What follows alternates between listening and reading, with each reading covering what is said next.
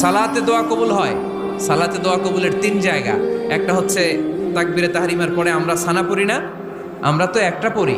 আল্লাহর হাবিব সুন্নাহ এবং নফল নামাজে আরো পড়তেন সানা, ওই দোয়া কবুল হয়। 2 নম্বর জায়গা সালাতে সেজদায় পড়ে দোয়া করলে কবুল হয়। আকরাবু মা ইয়াকুনুল আবদু মির রাব্বিহি ওয়া হুয়া সাজিদ ফাকসিরু ফীহি দুআ। বান্দা যখন সেজদায় লুটিয়ে পড়ে, বান্দা আল্লাহর সবচেয়ে কাছে চলে যায়। তা কিন্তু বিশ্বনবী বলে সেজদাটা তোমার রবের কুদরতি পায়ের উপরে পড়েছে। সেজদায় পড়ে দোয়া করেন। সালাম ফিরানোর আগে বিশ্বনবী দোয়া করতেন, লা ইউসাল্লিমান্না আহাদুকুম হাত্তা ইয়াতাআওয়াযা মিন আরবা'a।